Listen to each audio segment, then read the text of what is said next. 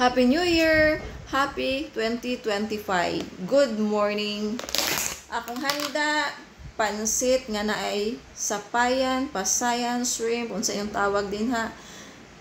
Ang importante, pula. Ingon sa mga katigulangan, swerte, ang color nga pula mo nang naka-lipstick po ko gamay, pula.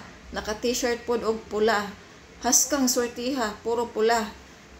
Dugang pa nganong shrimp, nganong pasayan, kabalo ta sapayan, mupisik para ang grasya mupisik paingon nako. Dugang handa, biko. Dili kay siya colorful kay wala koy kamay nga pula. Di bali, ang importante tamis pilit para mudikit ang grasya. Magpabilin ang grasya dili dali mawala. Na natay mga palihi, na unsa may inyong palihi din ha. Ako maura ni akong palihi. Uban na to na sa pagpaningkamot, trabaho, magdaginot. Ang importante, pinaka-importante pag-ampo. Unsay secret para dunggon ta sa atong pag-ampo, tagaan ta sa atong gipangayo, magminaayo ta sa atong isig ka tawo. Ug unsa man gani atong nadunggan nga masakitan ta, pasensya ta, dili ta magpasuko-suko, dili ta magpahiubos, dili ta magkuan. Walaon nato na normal na ang masakitan ta, pero magpaubos ta, magpasaylo, way mawala ana. Naapay grasya nga madawat nato kung kabalo ta magpasaylo. Akong i-share pud no kay nanarbaho man ko kada kinsinas katapusan pagdawat nako sa grasya ako jud tong hinumduman tong time nga wala pa ko makalarga. Katupang time nga nagplano ko nga manarbaho, magplano ko nga molarga unsa akong purpose, unsa akong tumong, nganong nilarga ko, isara ako ang purpose, isara akong hinungdan nganong nilarga ko para sa kaayuhan sa akong pamilya. Mo nang inigdawat nako sa akong grasya kinsinas katapusan ako jud tong hinumduman unsay ako ang plano. Kinahanglan kani akong grasya mapaingon ni dito sa akong plano para dili masayang akong panarbaho. Pag uli nako naara ko'y makita. Maunay akong i-share.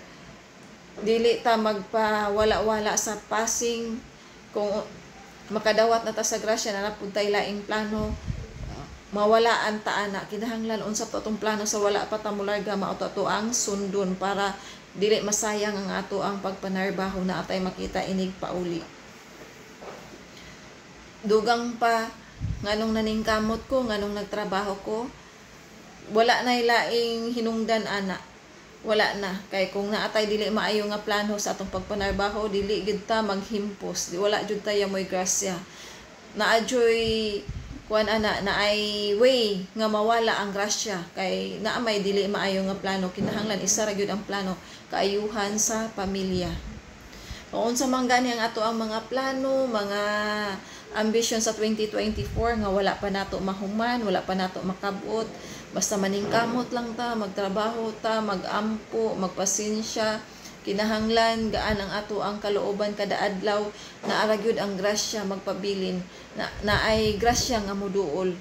Swertehon ta, dili rason ang gamay nga grasya, dili rason ang dako nga grasya, dili na siya rason gamay ug dako, pareha lang na basta kabalo ta og unsay priority sa atong pamilya, unsay needs, unsay kinahanglanon, unsay pinaka-importante alang sa atong pamilya para sa kaayuhan, basta kabalo ta, dili masayang ang ato ang pagpanarbaho. Happy New Year, happy 2025, more blessing to come, good health everyone. Matulog na ta. Good morning. Kay ganiha ra ta nagmata. Happy 2025.